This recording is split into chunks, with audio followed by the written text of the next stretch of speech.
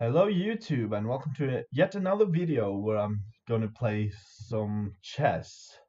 I'm gonna try to do this not the traditional way of just playing and trying to do the best moves, but I will also try to incorporate some beginner mistakes.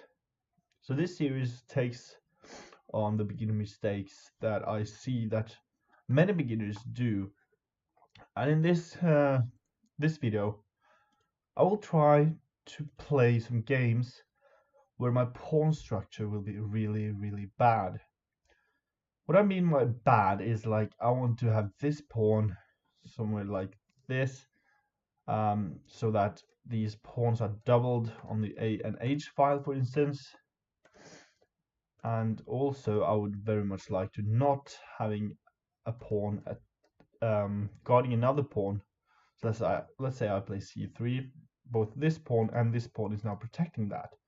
But I would like to play this move and this move as well, so that this pawn is not guarded by any other pawn. And yeah, let's see how it goes. I'm going to try to do this as we go along, because it's really hard to actually just make your pawn structure really bad without doing some really bad decisions inside the game as well. But we'll see. So now T'Challa from India. So let's play c5. Let's go for the Sicilian. Let's go with d6 here, and I'm going to flag, that's for sure. Okay, so let's take, and now let's play knight f6. This is a common opening of the Sicilian. So knight c3 is the most common move, but also bishop b5 is decent. So let's see what he does. If he plays bishop to b5, I'm not exactly sure how to convert this into a bad pawn structure, but all right. So now I can play e5 and not go for the d5 pawn push later on. So let's go for that, e5. So this pawn is getting very weak, many would say. And I could push this, but I'm not going to. Well, not right now anyways, but later on, if I had played something like this and get my rook into d8, I might have been able to push a5. Okay, so now I'm going to play, actually I'm going to play a6 and go for b5, b4. Alright, so let's continue this by getting a bad pawn structure here. So it's really hard to actually make a bad pawn structure. Let's just castle. Okay, bishop to e3. Okay, so well, that gives away free pawn though. I'm not interested in that. Let's play b4 first. Wanted him to go to d5. No. Okay. Let's play rook to b8. So I'm really sorry about this, guys. It's not as easy as it looks to get a bad pawn position or bad pawn structure. Although this pawn might be weak during and throughout the game. But okay, I'm going to play bishop to here, bishop to e6. Then I will have, actually this is not going to be a bad pawn structure indeed, because this pawn on e6 will actually make the d5 pawn push more convincing. So not even this move is terrible. Oh my god. So I'm not really looking for any great plans or anything like that in this game. I'm actually just trying to get my pawn structure to be pissed. But okay. He's attacking that pawn. Let's play our pawn up so that he can't take it. Now he's probably going to bring his other rook in, and then I'm going to play queen to c7. But I really want him to take there though. Like, the problem is that this and this does not mean a bad position at all. Okay, so he actually goes there. That's fair enough. Now I think that I can go here. He takes, I take. He takes. Well, let's just take here first. Let's just do that. And now let's continue. Let's give away a pawn. I need to get this pawn very bad. That's what I'm trying to do now. And let's go here. And now we can push for e5. And after I take, he takes back. Okay, so he does that instead. I'm going to offer a trade of queens. Because now he can take, but then I'll take there. Yeah, so that still happens if he takes here. I'm going to pre-move that. So if my opponent were to play e5, he's kind of helping me to get rid of that pawn. Now I'm going to play this, not giving him the chance to take on a5 that easily. I'm going to pre-move that. Okay. Let's go here. Protect that pawn, although he can just double up here, and this pawn will be really, really weak. And I can take here afterwards if I'm lucky. But now he has to do something. Yeah, okay. So he goes there. Then I'm going to take. And now we'll play here. Going for that right here. Okay, so he gave up. Let's ask for a rematch and say good game.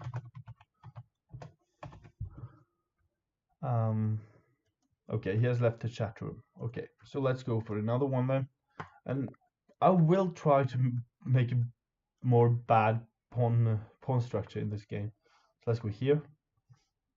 Now, typically this is really bad because you block your own bishop in. But right now I want him to play it here. He does not. Okay. I want my pawn structure to be brutalized actually. Let's go here. The light squares around the king when I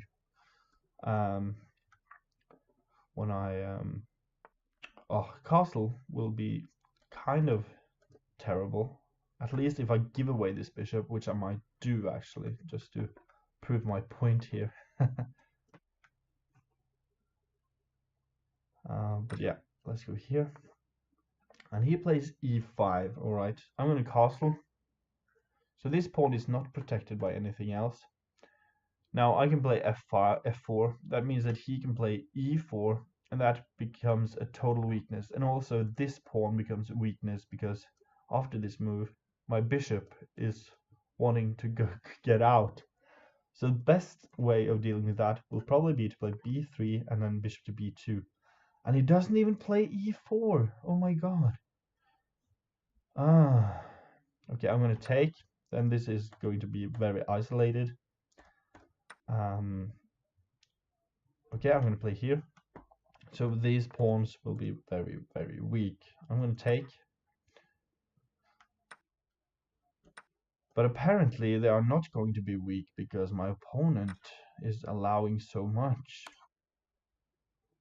Okay, I'm going to go here and he can take. Now what we do? We are going to play here. No, after bishop f6, that's not going to work.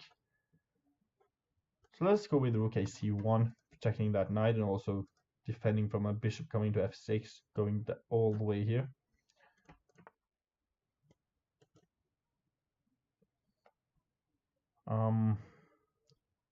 So I'm going to play d6 here actually. He can take. That was unfortunate. But what if I do this?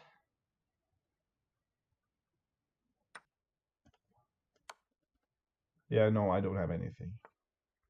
It's coming with check, doesn't it? Yeah. All right, so let's just continue with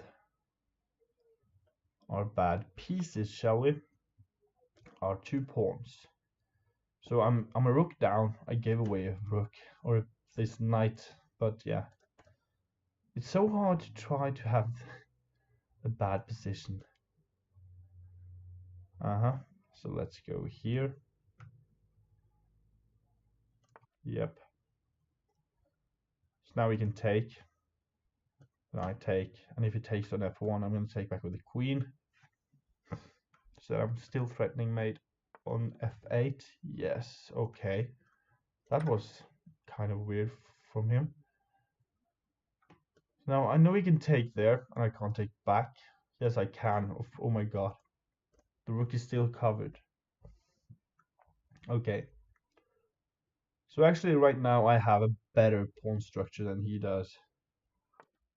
It's really hard to justify this. I'm going to bring my bishop back because it overprotects the rook here. But yeah.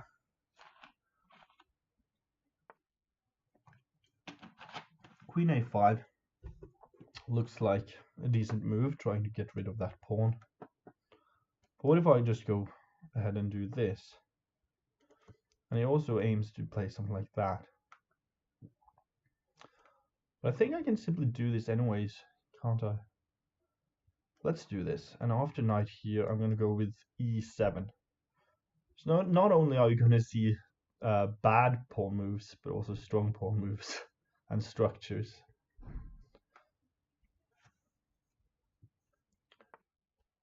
Okay. So can I take and he takes back? And I play something like that. I don't know. Probably not. Let's go here.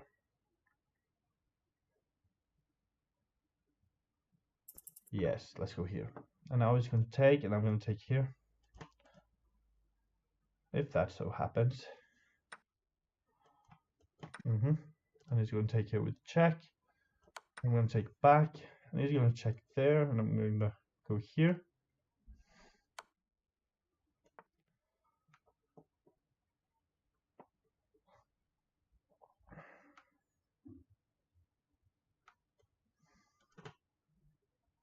So I have 15 seconds versus his 27.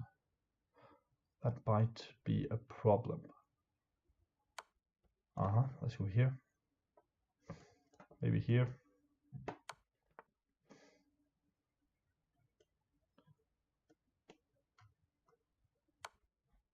Oh, really? Okay.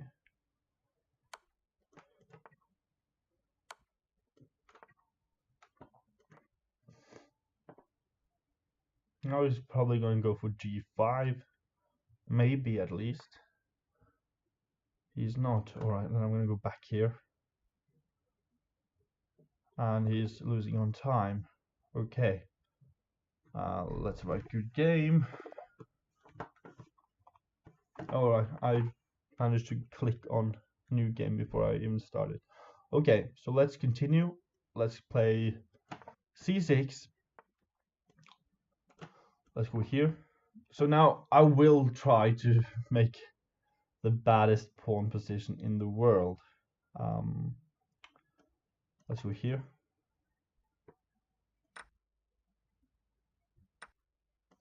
Let's go here. Let's go here.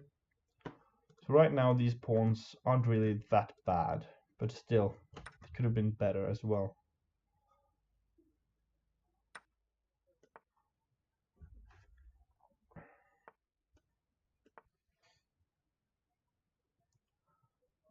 And if I manage to get this pawn all the way up and this pawn moves something like that, then these two pawns will be so largely separated from each other that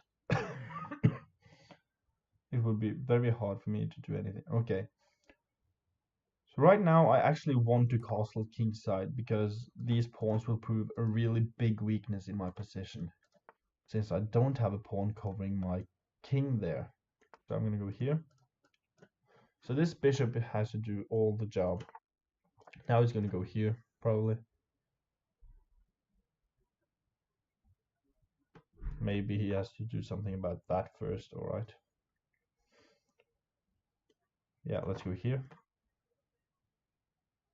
So now this pawn is actually getting more weak because, or weaker, yeah, alright. Let's continue with b6, giving him everything he wants in this position after this knight goes. On c6, a bishop or a rook would prove to be a tremendous fault in my position. And yes, as I said it, he played rook to c6. Good, good, good. So I'm going to go ahead and play this, maybe? No, he has bishop to b5 then. So I'm going to play rook b8.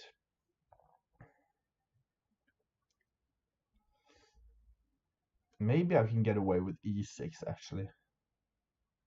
Maybe. But the fault is that there's not much to actually play for. But okay.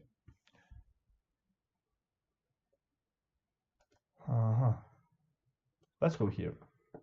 Let's let him take, then play. Oh, I thought I had queen b6 here. I did not. Okay. But now I can take here at least. Because this bishop isn't covered, so if he takes, I can take here. Okay. That seems a bit odd. And that pawn on e5 is very weak, as you see. So you might just grab that right now. Okay, he goes there. Threatens mate. So I'm going to go f5. Stopping that mate threat. And what am I going to play right now? I could play queen captures, and queen comes here. After king h8, maybe the queen can come here. But I think I'm alright. I think I'm alright in this position. But these double pawns will prove very weak. Very weak indeed. The rook can simply come here, and there's nothing that I can do to prevent him from taking one of my pawns, at least. And this is what beginners do all the time. They don't have the necessary pattern recognition to actually see that this is a bad pawn position. Okay. So I'm going to play e4 and try to aim for this check. That's my only goal. And I also have rook g8. And it's very good to notice that this is covered by my queen here. So he's trying to be rude, isn't he? Okay. Then I will give this check and then I will take here.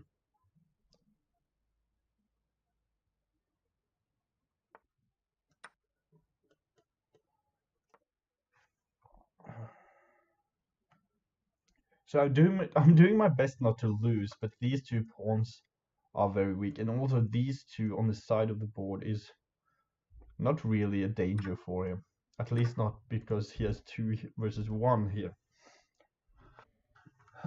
So as I mentioned, rook e6 would prove to win one of my pawns, but right now I think that I can just take here, and when he takes, I can take, and if he takes another one, I can take that one. So that would prove faulty for him, I believe.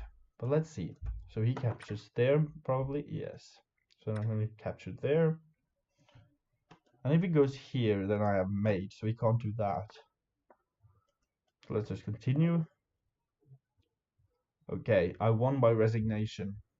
Now let's ask for a rematch. He doesn't want a rematch. He has already left the game, left the live chess, or playing another one. Okay, that was kind of a bad example, but I'm hoping that my ideas and my thinking process is proving quite all right to you, because having a double pawn such as this, as it was, is actually quite faulty when you play against a strong player, because those aren't protected by any other pawns, and they are easily becoming a target for especially the rooks or the queen. So let's just continue. Uh-huh. Let's go with c5, d6. Let's go with knight c6. Let's take, obviously. Let's go here. So how can I get my pawns to become weak? I'm gonna play e6 and go here. I'm gonna go here. Okay. He's playing really fast though. I'm gonna go here.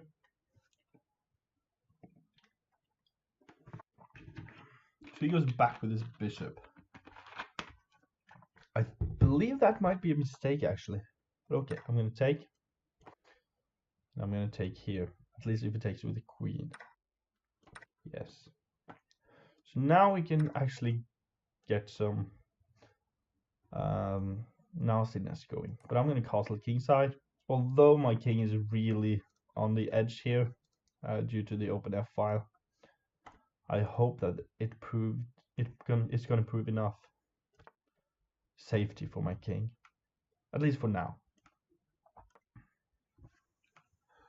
So he can try this, and after I take, he takes back. Oh my god, he takes back either with the bishop or the queen. Then this c pawn will be very weak. Like already these two pawns, they're not connected by a third party, so they're just dependent on each other. So they are potentially a really great target in my position. Okay.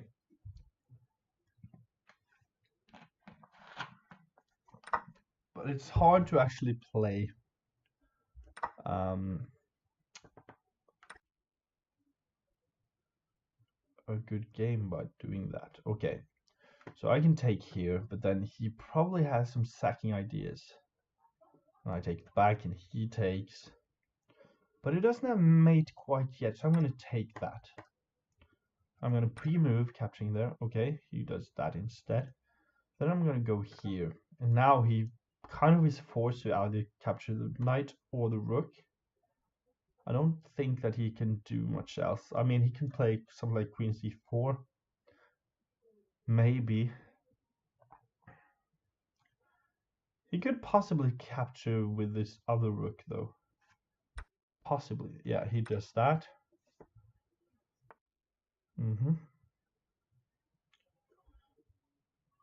So now, what do we do? Could play something like this. So these pawns are becoming a really big weakness and a huge problem for my king's safety. I'm going to go here and allow that check. And if he does that, I'm going to go here and he's going to capture on h7, and I will have to bring my king to e7.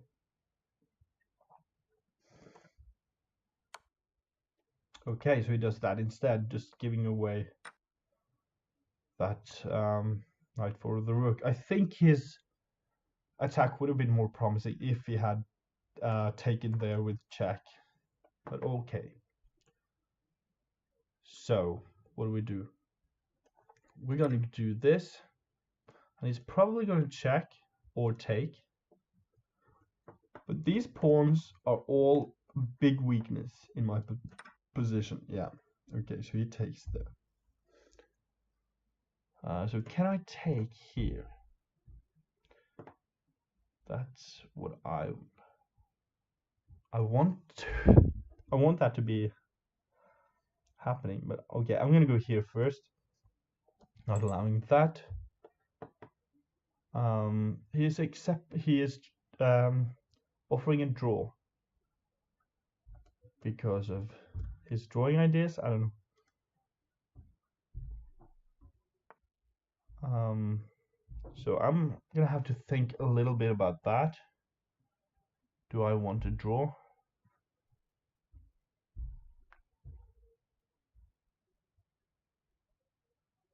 So queen to e7 meets queen h8 mate, so that's not good. I could play something like queen a5, protecting the d8 square. That might be an option. I could also go to c7. Let's go to... Okay, I have so little time left. So I'm going to accept that draw. But this is a really good queen that could have proven... I'm going to write good game. It could have proven its worth if it weren't for the fact that I had so little time left. I was thinking about this, but then this is the queen move right here would then be checkmate.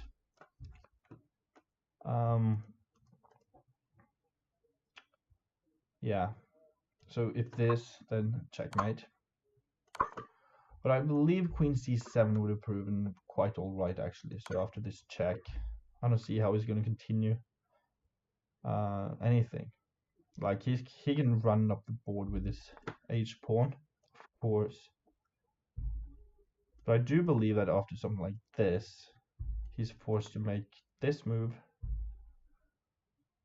And probably I have the time to actually capture it there. And after he moves that, I can simply go here, attack this, and also eventually threaten mate. So let's say here, that's a checkmate. But let's say he's not playing h4. Let's say he does something else. So let's say queen h3. Then I think I can simply do this. He can't take, so he'll probably have to do something like that. And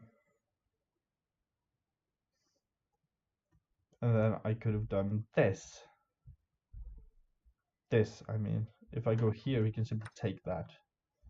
Because if I take, he can take that too. But if I go here, if he takes, I'm going to give a check.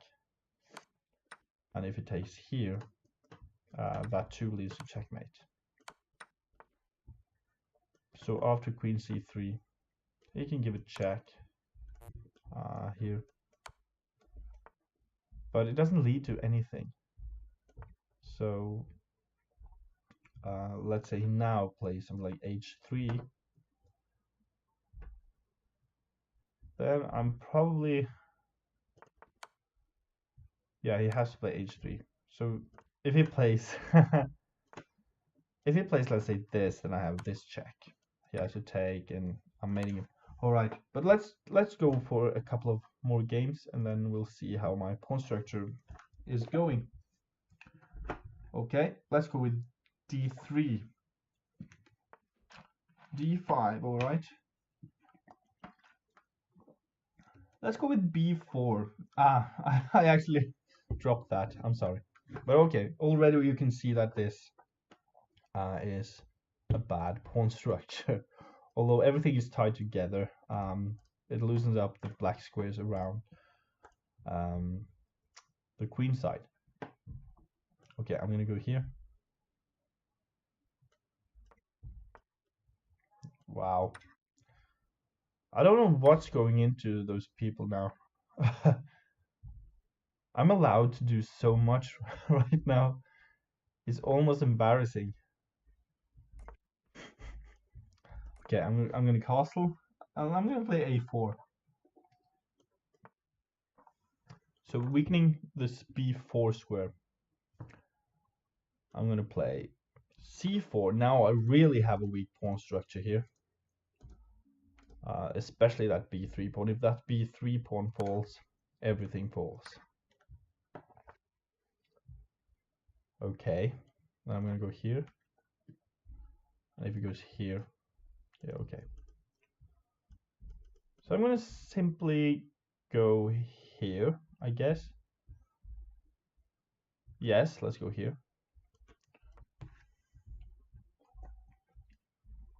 I don't want him to capture here and giving him that doubled pawn right now, because those pawns are really just going to destroy me.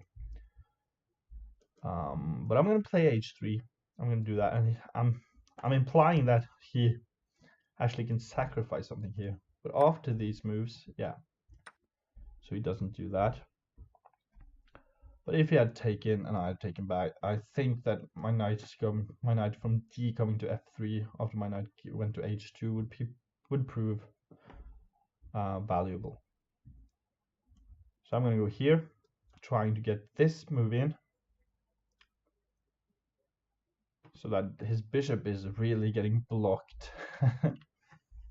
And also getting my rooks into play. Somewhat, at least. Maybe I should aim for d4 next. I know this is a video about bad pawn structures, but it's kind of hard to see how I'm going to do more damage right now. Okay, let's go here. So he has to move back if he doesn't want to trade queens on g5. And let's hope for an endgame where I can actually prove that these pawns are really not that great. Okay. Let's go here. And if it takes here, I believe that this is just not that bad. Let's go here. He can't protect that pawn. But the problem is he has all these dark squares, although I too have this dark squared bishop. Okay, I'm going to take. So right now my pawn structure is quite good actually, because he didn't take advantage of all these structural weaknesses. But yeah, let's just continue our quest for glory here. Let's go here. Now he has to play something like this. Yeah, I'm gonna go here, defend that rook, and doubling up on this threat. But he might just play something like rook to b2, and then I have to play rook to b3. I mean rook to d3.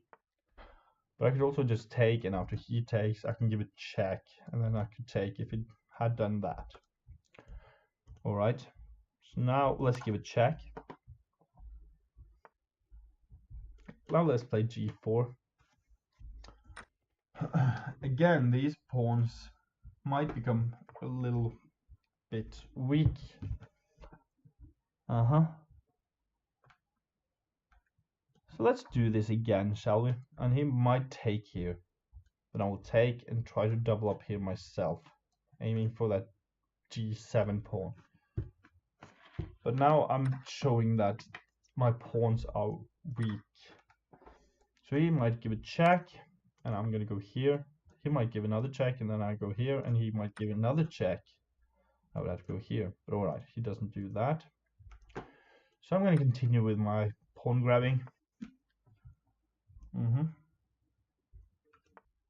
Let's go here then. So his threat is a mate on h5. Now he's thinking, how can I do this? Yes, so we can do it that way. And I can do it this way. So let's do that.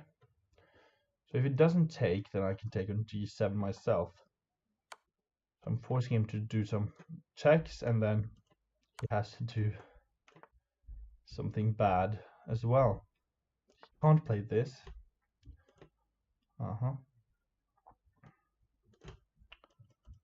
So now what do I play? I can simply take. I don't have to do anything else. Okay, and he lost on time. Let's ask for a rematch and say good game.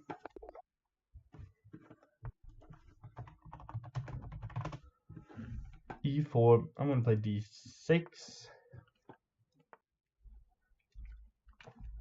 I'm going to play f5. So now we're really trying to weaken our pawn structure here. This might also be a really weird opening though. That I haven't seen before. Yeah, Dutch defense, but Balog defense. I've never heard of that. I know about the Dutch defense after, yeah, but alright. After d4, then f5. But this is kind of the wrong approach to it, I think. Let's just take. Let's just take that. And he take. Okay, so let's take not towards the center, but towards the outer side of the over here. That also just stops me from having a double pawn. I should have taken with the other pawn. Oh my god, I'm so stupid. This is a video, of course, about bad structures. Okay, I'm gonna play here. So I can't castle right now due to this f5 push that I did. But I could play this. No, I can't. I'm gonna play bishop t7 first, so that this doesn't come with a check on the king. Now, let's go here.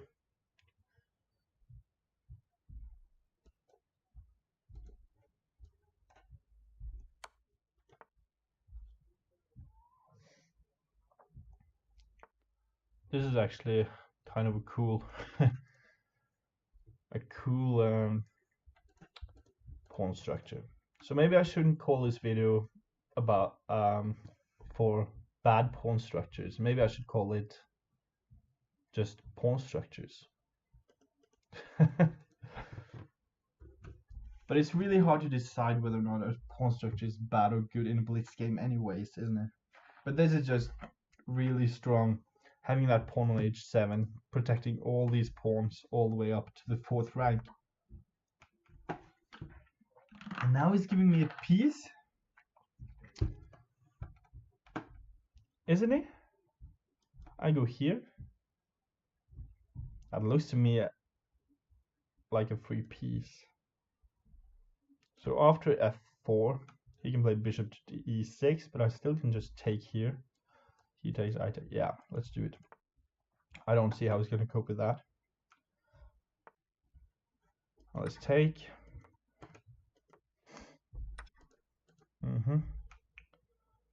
Now, let's go here. I don't mind him having that bishop there. It doesn't do much. Let's go. Actually, let's take. Let's reinforce his pawn structure to protect that d4 pawn. And if I go there, he can push. But yeah, let's do that. So if he goes here, I might have some abilities to get my knight to d3, which is an optimal square for the knight, actually. So he allows that.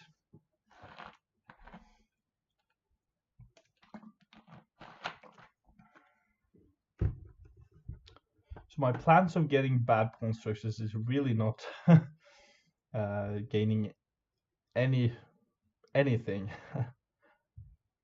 So he is trying to make me take here. But I'm going to give this check. I don't believe in this. So he takes back with his rook. Yeah. So probably he knows, like I do, that a knight on the 6th or the 3rd rank is so powerful. So powerful. Okay, so now he's playing really, really quickly. So either he has something here, or I don't see anything. Okay, I have to go here. That's forced.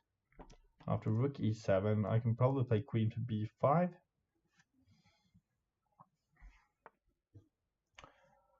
Okay, so he does that instead.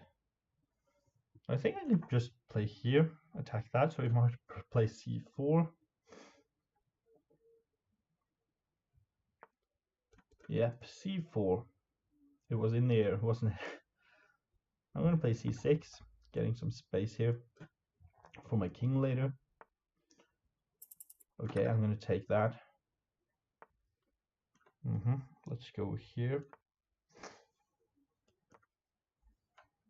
I have very little time left though.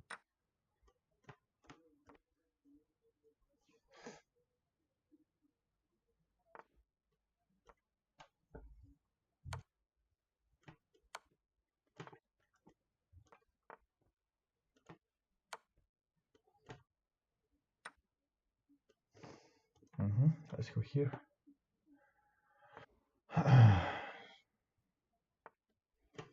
Okay, let's check. Let's go here.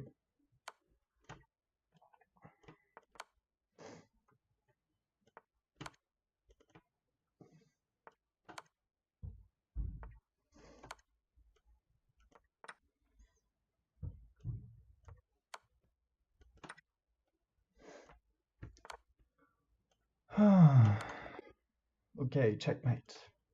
I'm gonna write good game, and I will try to not play any more games. But was quite interesting actually, because I managed to get this really strong pawn structure from h7 to e4. Although it wasn't my intention at all. Like, how am I going to get a bad pawn structure if I don't give away a free pawn or anything like that? So, I don't know. But it was trying so desperately to win on time. And I can totally agree to that would be a really good try. But maybe I should have tried something like not king d2. I was more worried about rook e7 here.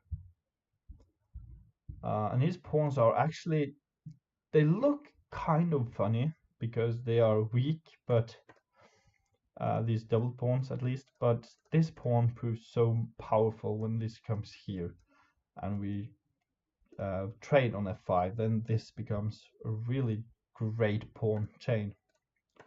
These three. So these three are not really weakness. This is a weakness. This is a weakness after takes, and takes, for instance, or takes. Let's say it takes. Yeah, okay. So takes. But he should have played rook e7 one move earlier, I think. But yeah, if he had taken here, and I would have taken back, that would have been a weakness. So yeah. Good one, good one. So although I haven't really gotten into making everything do according to plan, because, but I'm gonna just go into another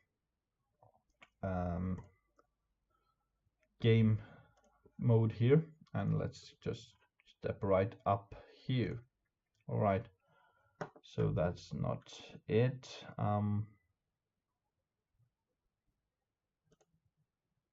There we go. So in this position, we can play something like this, and then I could go here, he goes there, I take, and he takes back. I go here, he can go here, and this here is kind of a really nice structure for white and black. But if I do this and he plays knight f6, I can probably do something like that. But now you see that this pawn on b4 might be a bit badly placed. It might be weak, and if I play something like c3 later, let's say castles and c3, then all these squares will eventually be kind of weak around the pawn structure. Although I could just take it, of course. But my point is that the pawn weaknesses has to be proven by pieces and not other pawns. So if I had played, let's say castles, and I played g3, and okay, let's just do some moves here so that this happens, this happens, this happens, and I go here, let's say here, here. Let's not go that far though. And here, I just castle. This is just to prove a point, not to play an exact game, because this knight would have just dropped off if I played this way, and also maybe the queen and stuff like that. So yeah, this is just trying to make you see what I mean. So let's just say, let's say here, here, and here. And now this move, for instance, after this and this. Although, yes, he can take, but that's not my point. Let's say we have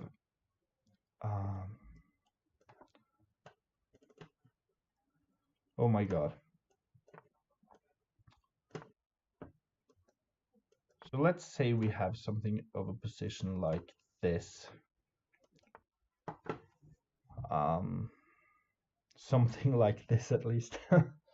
Then the missing pawn on g2 or on g3 is so terrible because my king needs protection. And even if there were a pawn there, if I place the pawn back, then he couldn't take. What if that pawn was actually here instead? Now this would be proven to be such a big weakness that he should have maybe just gone here after I take. Should have doubled up, trying to attack that knight. And this rook is under attack, so let's say I go here, he goes there. And suddenly I think my position, yeah, okay, I can't do that, but here, here, here. Yeah, since he has pawns on both sides, although my pawn chain now is kind of strong because every single pawn is protected by that b2 pawn on the second rank. That means that if my rook just stays along this rank, then I might hold the position quite a long time. So that would be fun, good fun, good fun. All right. Let's try to reset the board. Let's clear the board actually, and let's go here. So let's see if this is a strong pawn structure. Well, that depends, doesn't it? If black only has pawns here, then this wouldn't be a weakness at all. Like this could just roll up down the board and up down the board actually. Wow. But all right, if the king was here, yeah, this pawn would have been moved then. But if a king was here, let's say, I could simply just go here and promote. But if it was black's turn, then here, it wouldn't do. But that's where this pawn structure comes in handy, because right now you can see that all these pawns will just prove so powerful.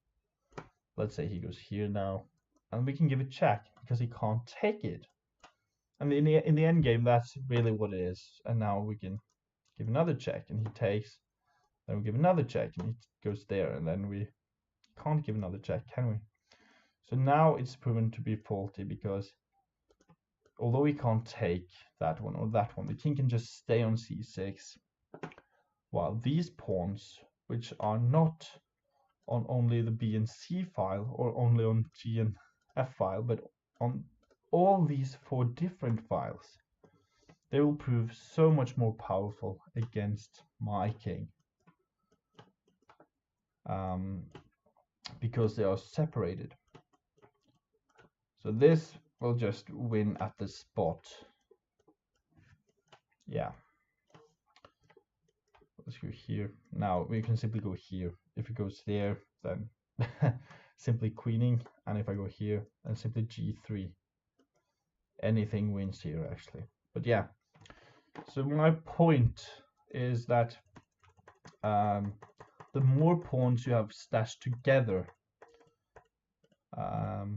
is better, like these pawns right here, besides each other.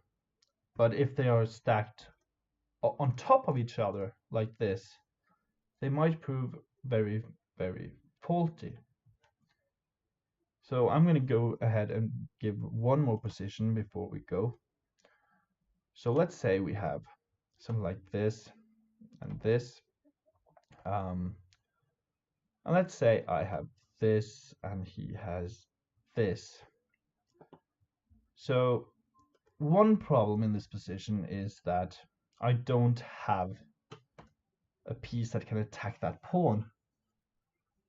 So although I might, the bishops are on the same color, his bishop is the only one who can attack my pawns. So let's say I go here, he goes here, I go here, he goes there, check, I take. Now black can go here. If white chooses to trade, something like this, we're going to have a draw. So that's not possible. So after this move, let's say bishop here. But now it should prove to be a draw anyways. Let's say here. If he takes with the king, then he wins. No, if he takes with a pawn, he wins. No, isn't this a draw anyways? Yes. Okay. I was just so stupid right there. But okay. So he can't really trade down this for the bishop as well. So the king might have to go back just to protect this square. Let's say something like this. And let's go here. And let's say he takes. But then again, there's nothing to be done. Like the king can go up there, but then king goes to e5. That is a bad pawn structure. But what if the pawns, let's just clear the board here. Let's go ahead and do this instead.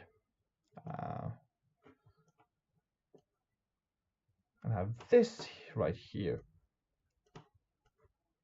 Let's say it's something like that. Now this would be much harder for black to hold because this pawn is passed. That means that the king can come up here and push the pawn. And there's not really much black can do to do anything about this. He can try to attack, but white simply defends, and the black king can't come into these squares to attack that pawn 2 times because white can easily come in here and push the pawn. So this is a much better pawn structure for white. Although if the pawn had been here, this might have been proven just the same as the last one. Since the pawn is here, yeah, I think this is a win. We can actually look at the computer analysis of this endgame just to see what is going on. Okay, so the computer can't really get to the position that we're having right now, but still, yeah.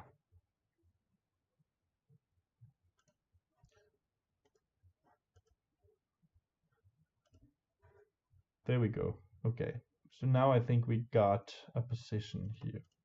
No, all right. Okay, anyways, guys, hope you enjoyed this video about pawn structures and about bad and good pawn structures. I'm no expert at all, but I believe I have some insight about a lot in the game, although I don't know how to convert them into my practical play. But I do believe that I sit with a lot of knowledge, and most people do know something that someone else doesn't. And that means that we should learn from each other.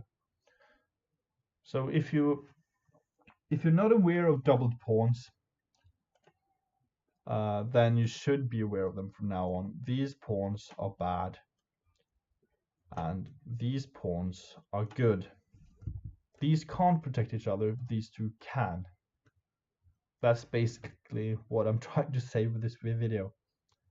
But if this had happened, then there, although black is a little better because he has an outside pawn here, like this pawn could prove more worthy than these pawns because it can come outside of the chain and promote. Still, this would be a much better way of dealing with it because now these pawns can actually protect each other. But without this, nothing would have happened. All right, then this is just winning, yeah, for black. And also this would be kind of win. I think this is winning for black as well. All right, anyways, guys, if you like this video, please subscribe to my YouTube channel and leave a comment down below if you enjoyed this and want me to make more of these videos. Yeah, follow me on Twitch. I do several streams a week, and right now on this Friday I'm going to do a deathmatch versus the Man Moth, a good friend of mine from Norway, who is actually a really strong player. So we're going to play 2 games that is going to be blindfolded, 10 plus 10, not just blind pieces, but we can't see anything, like not the board, not the pieces, no nothing. And then we're going to play 4 games of 5 plus 3, then 4 games with 3 plus 2, and then 8 games with tier 2 plus 1. And that's going to be really fun to play. And I hope it will prove really fun to watch as well. Alright, anyways guys, thank you so much for watching. Bye.